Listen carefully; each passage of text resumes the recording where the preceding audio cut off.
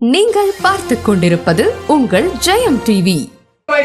அவ எங்க அக்காவுக்கு என்னை பக்கநாசத்துல மடிச்ச மாதிரி மடிக்க 1 மணி நேரம் எப்படி மடிக்கா ஆமா மடிப்பா மடிச்சுக்கிட்டே இருப்பா. நான் இதோ வந்துருக்கேன், நீங்க போய்கிட்டு இருக்க வர்றேன்னா கைகேசிய பார்த்தார். ஆகா என்ன கைகேசி ஆகா சீக்கிரம் கிளம்பி வாமாண்டேன். சரி எங்க போனோம், எதுக்கு வரணும், இப்ப எங்க கிளம்பணும், இன்னைக்கு என்ன விசேஷம் நம்ம அரண்மனையில? பைத்தியக்காரி, நம்ம பிள்ளை ராமனுக்கு முடிசூட்டு விழா 10 நிமிஷத்துல நடக்க போகுது.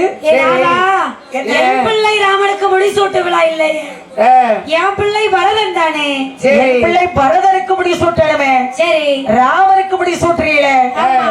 என் மகன் பரதன் இந்த நாட்டை ஆள வேண்டும், அந்த ராமன் இந்த காட்டை ஆள வேண்டும். 14 வருடம் 14 நாள் 14 நாளைக்கு ராமன் காட்டுக்கு செல்ல வேண்டும் என்றான். சரி, அடி பைத்தியக்காரி கேடுகாரி, இந்த வார்த்தை கேட்டவுடனே சரி தசரதர் அடி சண்டாளின்னு சொல்லி மயக்கமுச்சு கீழ் விழுந்தார். சரி, நீ கேடுகாரி இவ்வளவு பெரிய வார்த்தையை சொல்லிட்டியே, இப்படி ஒரு வார்த்தையை சொல்லிட்டியே என்று மயக்கமுச்சு கீழ் விழுந்தார் தசரத மன்னன். சரி, நினைத்தாள் கைகேசி, ஆகா ராமனை காட்டுக்கு அனுப்புறதுக்கு இதுதான் நல்ல சமயம், இதுதான் தக்க சமயம். அப்படி என்று சொல்லி மந்திரி சுமந்திரனை நினைத்தார். எப்பா மந்திரி வந்து சொல்ல என்று சொல்லி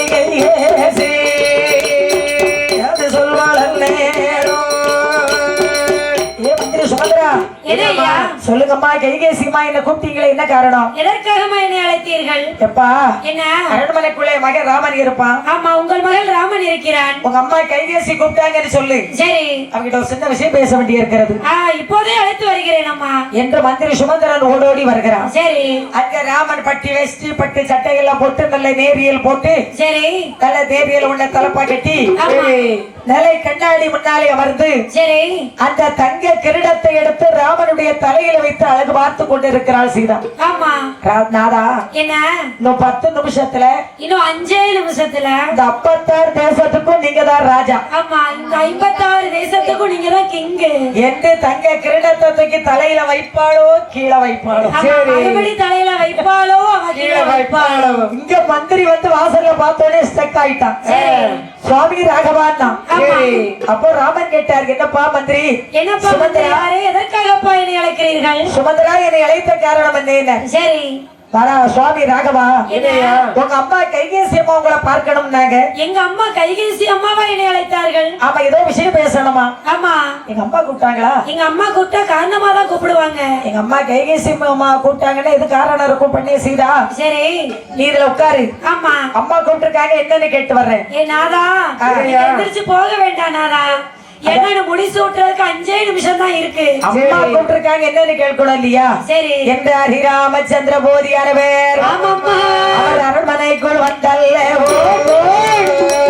தாயே கைகேசி தலோரி காரணத்தை கரிய சொல்ல வேணும்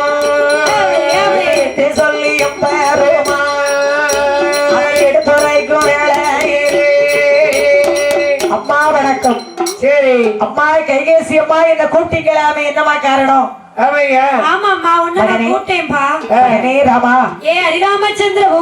சின்ன விஷயம் வந்து பேச வேண்டி இருக்கிறதே, பேசலாமா? தாராளமாக பேசுங்களம்மா. என்னம்மா? என்ன மகனே, வேற ஒன்றுமல்ல. சரி, நான் சொன்னா நீ மாட்டேன்னு மறுக்க மாட்டியே? கண்டிப்பா மறுக்க மாட்டேனம்மா.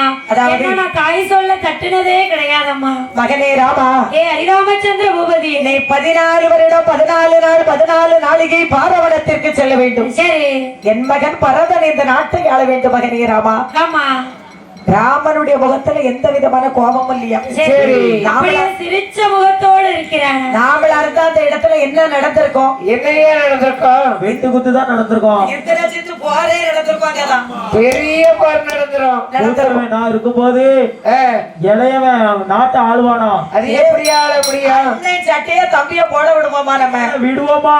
ஏன்னா ஒரு அரடி இடத்தை விடுவோமா ஐயா? ஏன்னா அண்ணனுக்கு 30 வயசு, சரி, தம்பிக்கு 3 வயசு. எப்படி அண்ணன் சேட்டை தப்பி போட முடியும்? நீங்க அப்படி சொல்ற. எங்க வீட்டு பக்கத்து வீட்டுல ஒரு பையன் அண்ணனுக்கு எல்லாத்தையும் எழுதி கொடுத்துட்டான். எழுதி கொடுத்தாச்சு. வீடு அவனுக்கு. இவனுக்கு கடைசியில விளவலத்துல ஒரு குச்சியில் ஒரு வாக்கிய அவலத்துல குச்சியில் மட்டும் தான் அவனுக்கு கிடைச்சது. இப்ப அது கட்டமா கட்டையாயிட்டு எல்லாம் எங்க அண்ணனுக்கு கொடுத்துட்டு தெருவு தெரியுமா போயிட்டா இப்போ. சரி, அப்படி இருக்கிறவன் என்ன பண்ண முடியும்? அது ஒண்ணும் பண்ண முடியாது.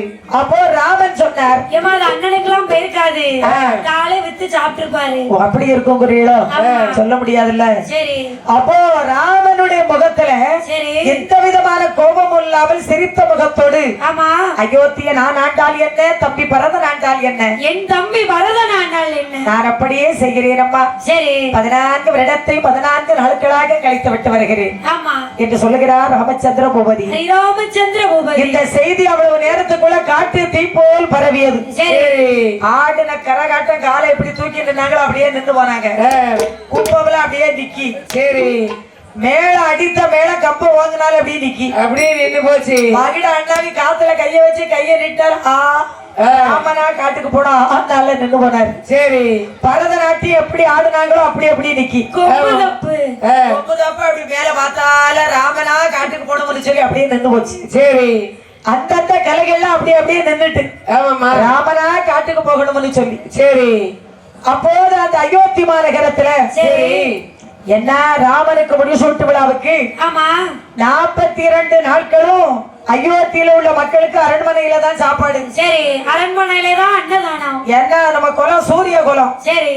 சூரிய குலம் என்பதனால ஒரு சின்ன பொங்கல் வைப்பாங்க. ஆமா. ஒரு சின்ன கலையத்துல குறைய பொங்கலை வச்சு வீட்டுல இறக்கி வச்சுட்டு அரண்மனைக்கு சாப்பிட போயிருவாங்க. சரி. எல்லாரும் 41 நாளைக்கு அரண்மனையில தான் எல்லாருக்கும் 3 வேளை சாப்பாடு. ஆமா, திருவனந்தபுரத்துல பகவதி அம்மா கோயில்ல வச்சாங்களே, பொங்கல் வச்சாங்களே இதை பத்தி. சரி. அப்போது அது போல அங்க 41 நாளும் அரண்மனையில தான் சாப்பாடு அயோத்தி நாட்டு மக்களுக்கு. சரி. இந்த செய்தி காட்டு தீ போல் பரவியது. ஆமா. அரண்மனைக்குள்ள வந்தார் ஹரி ராமச்சந்திர பூபதி. ஸ்ரீராமச்சந்திர பூபதி. இந்த பட்டாடைகளை கழட்டி வைத்த அவர் காவியோடை தானே ராமயம்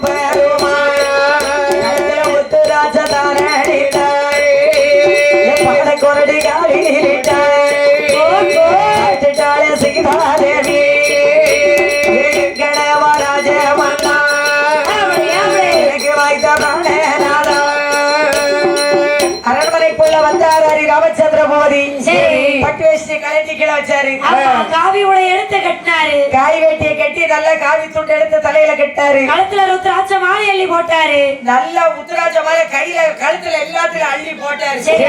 சுத்தினாரு. இடகால போட்டிருந்தாரு பத்தியில கண் கொண்டு பார்க்க அந்த முடியாது மாதிரி கழுத்து நிறைய அள்ளி போட்டார். சரி. போடும் போது சீதா பார்த்துக்கிட்டு இருக்கிறான். நாதா ஏன் நாதா இந்த தவக்கோலம்னா, எதற்காக நாதா இந்த தவக்கோலம்னா?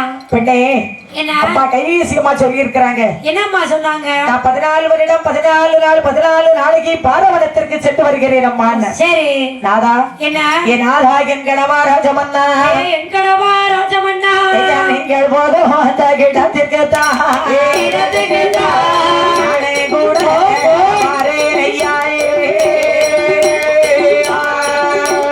நீங்கள் போகும் இடத்துக்கு தான் நானே கூட வாரேன் ஐயா.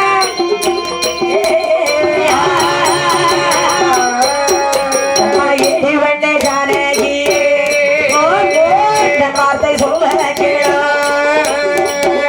இடம் வரவோ வேண்டாம். மகிழும்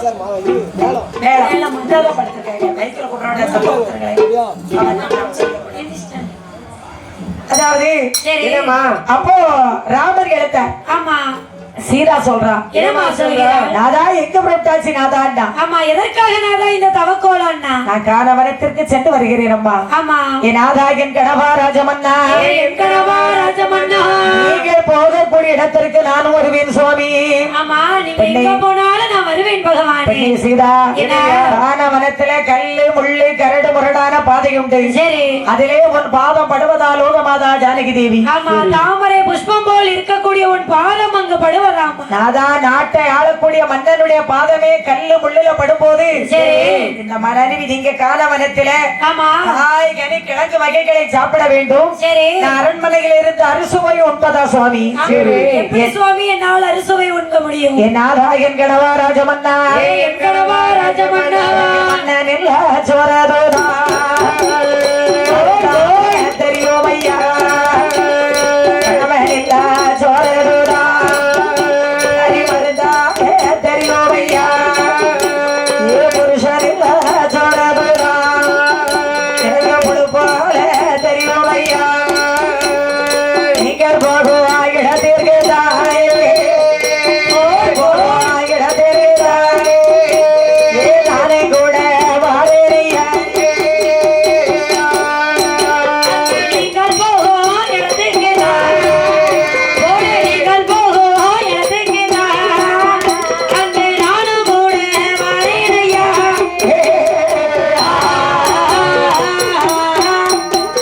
நாராயண் கணவா ராஜமன்னா, என் கணவா ராஜமன்னா, சீதா தேவியானவள் சொல்கிறார், எனக்கு மன்னனில் சோரதும் மருந்தாக தெரியும் ஐயா, சரி. கணவனில் சோரதுதான் கறி மருந்தாக தெரியும் ஐயா, புருஷனில் சோறு புழு போல தெரியும் சுவாமி. சரி. நீங்கள் எங்க எங்க சென்றால் உங்க நிழல் போலே நான் வருவேன் என்றார். ஆமா ஐயா, நானும் உங்கள் நிழல் போலே வருவேன் என்றார். அப்போ பார்த்தா ஹரி ராமச்சந்திர பூபதி சொல்லுகிறார். என்னமா சொல்லுகிறார்? அப்போது அங்கு பார்த்தார் ஹரி ராமச்சந்திர பூபதியானவர். ராமச்சந்திர பூபதியானவர். சரி, அப்ப சீதா நீனு என்னோட வருவேன்னு சொல்றியா? ஆமா நாதா, நீங்க எங்க போனாலும் நானும் வருவேன் நாதா. சீதா புறப்பட்டார். காவிக்கல்ல ஒரு சேலை எடுத்து கட்டினா. சரி. அவளு உத்தராட்ச மாலையடி கழுத்துல போட்டாள் அன்னை ஜானகி தேவி. ஆமா. இவ்வளவு நடந்துகிட்டு இருக்கு. சரி. லட்சுமண பெருமாள் அண்ணனை சபா மண்டபத்துக்கு அழைக்க வர்றாரு. ஆமா. அண்ணா கிளம்பிட்டீங்களான்னு வாசல்ல வந்தவனே அண்ணனை பார்த்து பிரேக் போட்டிருக்கார். அப்படியே சாக்காய் போய் நிக்காரு. அண்ணா ஏனண்ணா இந்த தவக்கோலம்? எதற்காக இந்த தவக்கோலம்னாரு? தம்பி லட்சுமணா, லட்சுமண பெருமாள் அம்மா கைகேசியின் வார்த்தையின்படி உத்தரவின்படி நான் 14 வருடம் 14 நாள் 14 நாளைக்கு பாரவனத்திற்கு சென்று வருகிறேன் அப்பா. சரி. அண்ணா நீங்க போக வேண்டாம். ஆமா. அண்ணா உங்களை வனத்துக்கு அனுப்பியவர்கள் யார் அண்ணா? நம்ம கைகேசி அம்மா தாமா வனத்துக்கு அனுப்பினார். என்ன விடுங்க. ஏப்பா எங்கப்பா போற? ஏ தம்பி, ஏ லட்சுமணா, தம்பி கொஞ்சம் பொறுமையா அம்மாவை பார்த்துட்டு வாருங்க. எப்பா ஒன்னே கூப்பிடல, மேலக்காரங்களை கூப்பிட்டாங்க. சரி. உணர்ச்சி வசப்படாம உட்காருப்பா. உங்களை வனத்துக்கு அனுப்பினவங்களை தான் நான் பார்க்க போறேன். தம்பி என்ன? அதாவது ஏப்பா ஆவேதப்படுகிறாய்? ஆமா. லட்சுமணா, லட்சுமண 14 வருடத்தை 14 நாட்களாக கழித்து விட்டு சரி நான் மீண்டும் அயோத்திக்கு வருவேன். நீ ஏன் கவலைப்படுறீங்க? ஆமா, இந்த அயோத்தியை பரதன் ஆண்டாள் என்ன, நான் ஆண்டாள் என்ன? அண்ணா, என் பிறவி அண்ணா ராமச்சந்திர பூபதியே, ஆமாம்மா, நீங்க போதும் இடத்தீர்க்கு நானும் கூட வாரேன் அண்ணா. அண்ணா ராமேநாதா என்று சொல்லி இளையோ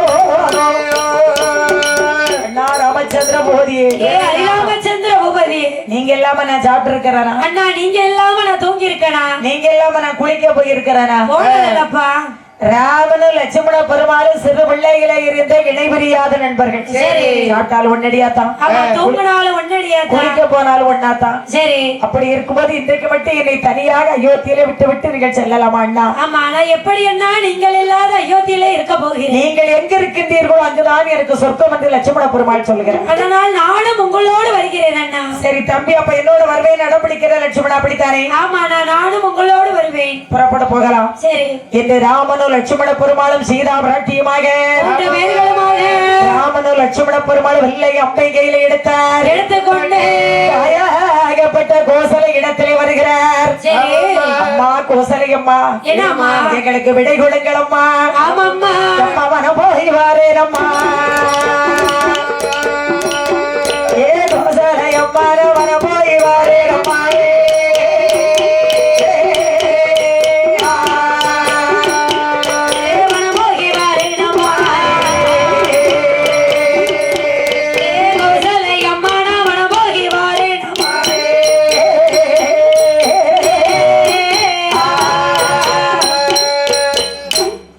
கோசலை அம்மா என்னம்மா நான் வனத்திற்கு சென்று வருகிறேன் அம்மா ஆமம்மா என்று கோசலை இடத்தில் விடைகள் பெற்றார் ராமன். ஸ்ரீராமச்சந்திர பூபதி அப்போ ராமனுடைய முகத்தை பார்த்த உடனே கோசலை அழுகிறார். சரி ஏ மகனே ராமச்சந்திர பூபதியே, ஹரிராமச்சந்திர பூபதியே, அப்பா என் மகனே ராமநாதா, உனக்கு என்ன வந்ததடா?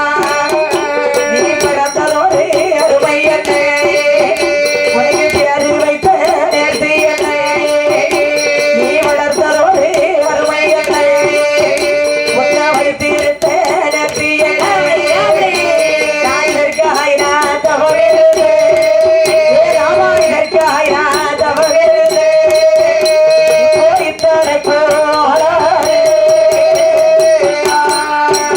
அங்கே இதற்காய் நான் தவிரனே, இதற்காய் நான் தவிரனே, இப்போ இத்தனைக்கோ ஆளாரே.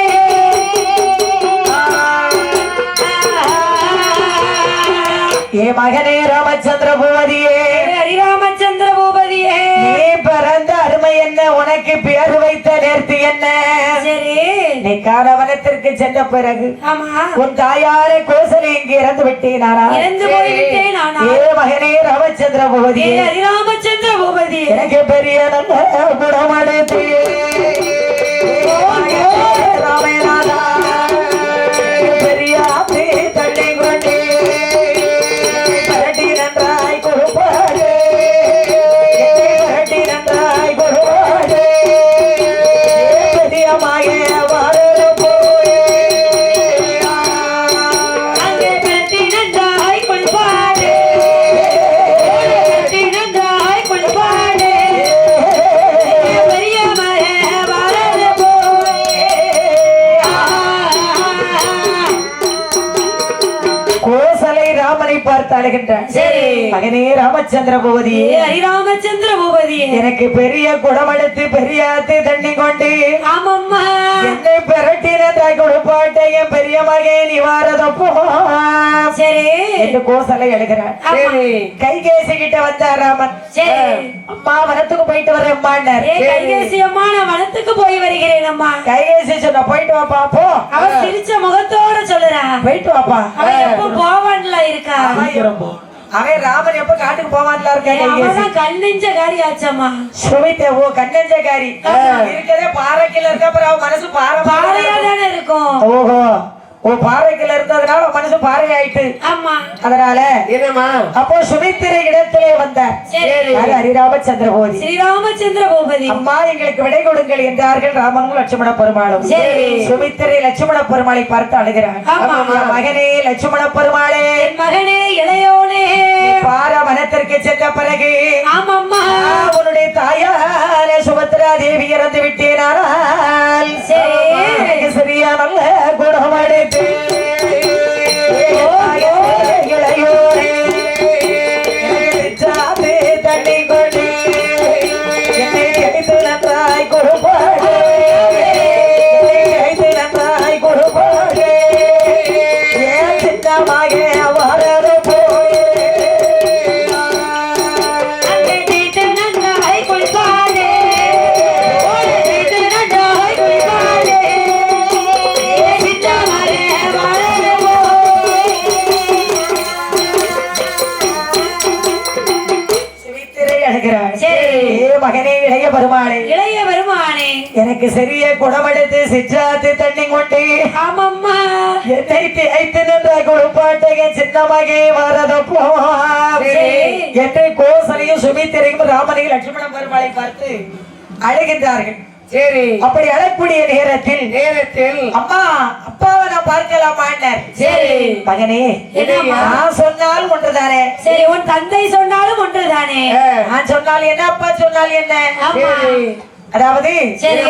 அதாவது எனக்கு யார் சொன்னாலும் ஒன்றுதானம்மா. ஆமா அப்ப அப்பா என்ன செய்யறாரு?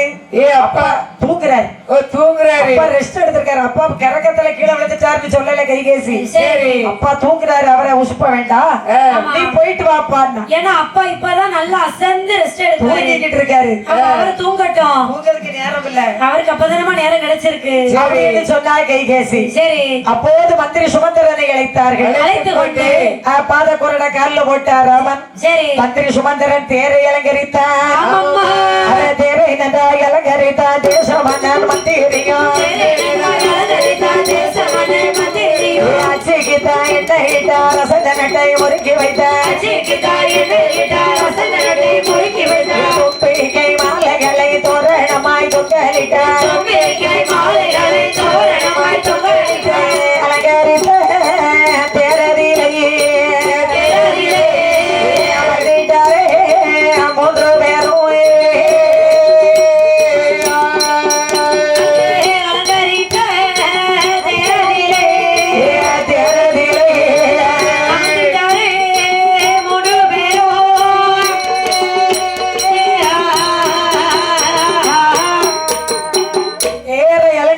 மந்திரி சுமந்திரன். அச்சிக்கு எண்ணெயிட்டார், நட்டுக்களை முறுக்கி வைத்தார். ஆமாமா. தும்பிக்கை மாலைகளை தோரணமாக தொங்கலிட்டார். சரி. வேண்டாம். அலங்கரித்த தேரில் அலங்காரி அயோத்தியை விட்டு கடந்து செல்ல போகிறது. ராமன் சொல்லுகிறார், என்னமா சொல்லுகிறார்? அயோத்தி நாட்டு மக்களே யாரும் கவலைப்படாதீங்க. எதுக்கு எல்லாரும் அழுவீங்க? நல்லா சாப்பிட்டீங்க, நல்லா சாப்பிட்டோம், திருப்தியா சாப்பிட்டோம். உங்களுக்கு டீ வேணும், அது இப்ப ரெடி ஆயிரும். உங்களுக்கு மசாலா டீ வேணுமா, சாதா டீ வேணுமா? எங்க சாதா டீ தான் வேணும், மசாலா டீ வேண்டாம். மசாலா குழம்புக்கு போட்ட மசாலாவாவது குடிச்சிடலாம். மட்டன் பொடி போட்டு தந்திருக்காங்க, பால் டீ தான் வேணும். சரி. அதுக்கப்புறம் டீயே வரலமா. அப்படியா? ஆமா, அந்த மட்டன் டீக்கு பிறகு டீயே வரல. ஓஹோ. அதாவது அங்க அயோத்தி மாநகரத்திலே சரி ராமன் சொல்லுகிறாரு, சரி ஆடு மாடு காளை கண்டுகள் எல்லாம் புறப்பட்டு போகுது. ஆமா, பேருக்கு முன்னால புறப்பட்டு வராங்க. போயிட்டே இருக்கு. ராமன் சொல்றாரு, கோழிய பத்திட்டு போறீங்களா இப்படி? கோழி கொண்டு போயிட்டேயா? அப்ப எங்க நாயையும் கூட்டிட்டு வரேன். கூட்டிட்டு வாங்க. ராணி வீட்டு கூட்டு போட்டி இருக்கீங்க பூச்சிய. பூச்சை பிடிச்சிருக்காங்க, நாங்க கட்டி வைக்கோம். எங்க கட்டி கோழிய கட்டி போட்டாடி, நாயை கட்டி போடுறேன். இது ரொம்ப சௌரியம். அதனால அயோத்தி நாட்டு குடிபடைகள் எல்லாம் புறப்பட்டார்கள். சரி. அப்போது ராமா, நீங்கள் இல்லாத அயோத்தியில நாங்கள் இருக்க மாட்டோம். நாங்களும் உங்களோடு வருவோம். நீங்கள் எங்க இருக்கிறீர்களோ அங்குதான் இந்த அயோத்தி நாட்டு மக்களாகி எங்களுக்கு சொர்க்கம். சரி. எந்த அயோத்தி நாட்டு மக்கள் காளை கட்டுகள் எல்லாம் புறப்பட்டு வருது. குட்டி படைகள் எல்லாம் வருது. ஆடு மாடு நாய்கள், வீட்டுல வளர்த்த ஜீவன் உசுர் பிராணிகள் இருக்கு இல்லையா? ஆமா, நம்ம வெள்ளச்சி வருதா? ஆமா, வெள்ளச்சி கருத்தச்சி. சரி. எல்லாம் பூச்சி கீச்சி எல்லாம் புறப்பட்டு வருது. சரி. அது அயோத்தி விட்டு தேர் கடந்து கொண்டு வருகிறது. ஆமாமா. அப்போது தசரதர் மயக்கமுற்று எழுந்தார். சரி. அடி கைகேசி, கைகேசி, என் மகன் ராமனை எங்கே? என் பிள்ளை ராமனை எங்கேன்னாரு? அவன் அப்பவே போயிட்டாங்க. நீங்க இப்பதான் பாக்கீங்க. போயிட்டாங்க. இப்ப ஏங்கதான் ஏங்கிட்டே இருக்கு. இப்ப ஒரே ஏங்க போச்சு. அடிபட்டு ஏங்குதா இல்ல பாசத்துல ஏங்குதா? அடிபட்டு மிதிபட்டு ஏங்குது, அழுது ஏங்குது. அப்படியா? ஆமாமா. அப்போ ராமன் சொல்லுகின்றார், என்னமா சொல்லிட்ட? தசரதர் கேட்டார், சரி என் பிள்ளை ராமன் எங்க? ஆமா, என் பிள்ளை ராமன் எங்கன்னாரு? கைகேசி சொன்னா அவன் அப்பவே போயிட்டாங்க. சரி. அப்போ தசரதர் அழுகின்றார். எப்படி எப்படி அம்மா அழுகின்றார்? என் மகனே ராமச்சந்திர பூபதியே, ஹரிராமச்சந்திர பூபதியே, உன்னை நான் எப்படி நினைத்திருந்தேன் தெரியுமா? எப்படி எப்படி அம்மா? சின்ன சேரு தாமரை போல் பொன்னாரே பாதனாக நீ தேடி வனோடி விட்டாயே.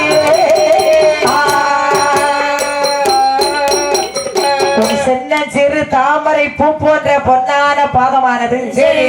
நீ தேடி வன ஓடி விட்டாயே ராமா.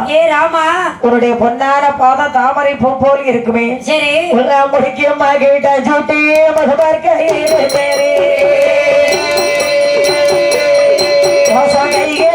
செய்தாலே ராமா.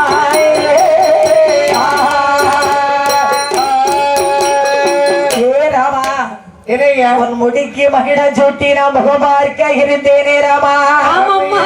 மோசம் கைகேசி செய்து விட்டாளே ராமா. கைகேசி செய்து விட்டாளே ராமா. என் மேல எந்த தவறு இல்லை ராமா, என்ன தவறாக நினைத்து விடாதே ராமா. கீரைக்கு புல்லுருவி முளைக்காதோ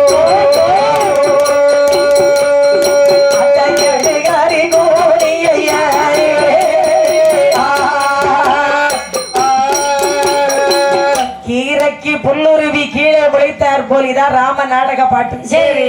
எந்த வில்லையும் இப்படி மூச்சு கொடுத்து இழுக்க ஆளும் இல்ல. அப்புறம் மூச்சு விட்டு படிக்க வேண்டியதான். இழுக்கலாம் ஆளு இருக்கு. இப்படி படிக்க தெரிஞ்சாதானமா நாங்க இழுக்க முடியும். ஏன் இப்படி படிக்க ஆளு இல்ல? சரி. இதான் அந்த காலத்து புலவர்கள் பாடுன ராம நாடக பாட்டு. இல்லையா? என்னையா இழுக்கேட்டு இழுத்துறாங்க வேற நின்னுக்கிற போது. ஏன் அப்படியெல்லாம் இருக்க மாட்டேயா? வீட்டுல பதில் சொல்ல முடியாது. எங்க இழுத்தாலும் முத்துகிருஷ்ணா பெரிய எல்லையில போய் இழுக்கட்டு. அங்க பேர் எனக்கு இடம். ஏ மகனே ராமா, என்னையா? அதாவது கடையில ஒரு கட்டு கீரை வாங்குறோம் குழம்பு வைக்கிறதுக்கு. சரி. ஒரு கட்டோ 2 கட்டோ வாங்கி இதை கிளீன் பண்றோம். ஆமா. அதுக்குள்ளேயும் கோர புல்லு இருக்கு. ஒரே ஒரு கோரப்புல் இருக்கு. அதுபோல நல்ல குடும்பத்துக்கு இப்படி ஒரு கேடுகாரி வந்து விட்டாளே ராமா. ஏ சண்டாளி வந்து விட்டாளே ராமா. இன்று தசரதர் அழுகின்றார். ஆமாம்மா. கொடுத்தா போடாமை தன்னை பாமாய் கடி கோரண்டே.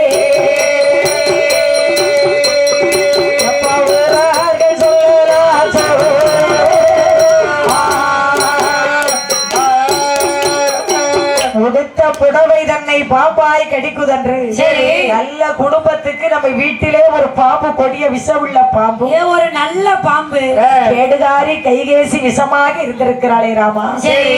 என் மேல எந்த தவறு இல்லை ராமா. என்ன தவறாக நினைத்து விடாதே ராமா என்று அழுது கொண்டு தசரதர் மூர்ச்சத்து கீழ் விழுந்தார். மூச்சத்து கீழே விழுந்தார். இங்கே இப்படி இருக்கக்கூடிய நேரத்தில் தேரானது அயோத்தியை விட்டு கடந்து வந்து கொண்டிருக்கிறது. அது வனமாது அவரங்கடாது நாடோ விட்டு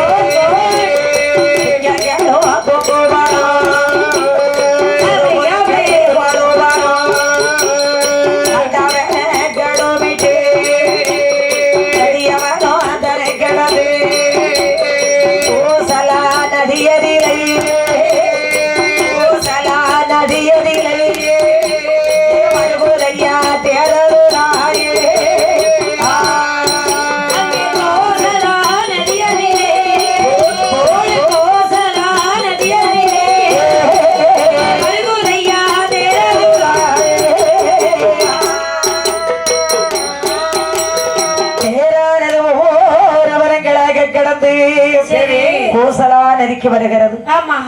கோசலா நதியிலே வந்து அன்று இரவு வேளையாச்சு. அங்க தங்கினாங்க வனத்துல எல்லாரும். ஆடு மாடுகள் காளை கன்றுகள் எல்லாரும் அவங்க இடத்துல அப்படியே காட்டுக்குள்ள படுத்திருக்கிறாங்க. அங்கிருந்து புறப்பட்டு மறுநாள் பொழுது விடிந்தது. ராமச்சந்திர போதி சொல்லுகிறார், அவள் அடுத்த வனத்திற்கு செல்லலாமே. அப்படி என்று சொல்லி அவர்கள் அத்தவான விட்டல்லவோ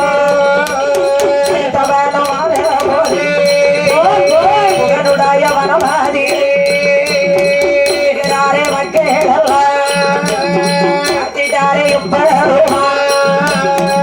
அந்த வனத்தை விட்டு அடுத்த வனத்திலே தேர் வந்து கொண்டிருக்கும் போது காலை கடனை முடிச்சிட்டு அடுத்த வனத்துக்கு ராமர் லட்சுமணர் சீதா பிராட்டி அயோத்தி நாட்டு குடிப்படைகள் எல்லாம் புறப்பட்டு வருகிறது. படைகள் எல்லாம் வருது. அயோத்தியில கோசலை கைகேசி குணமுடைய சுமித்திரைகள் மட்டும் இருக்காங்க. 3 பேர் மட்டும் இருக்காங்க.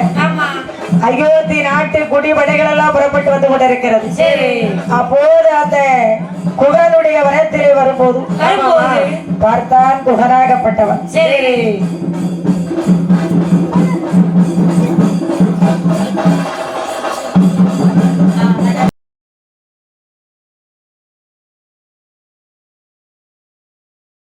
யூடியூப் சேனலை லைக் பண்ணுங்க, ஷேர் பண்ணுங்க, கமெண்ட் பண்ணுங்க, சப்ஸ்கிரைப் பண்ணி பக்கத்துல இருக்க பெல் பட்டனை கிளிக் பண்ணிடுங்க. நன்றி.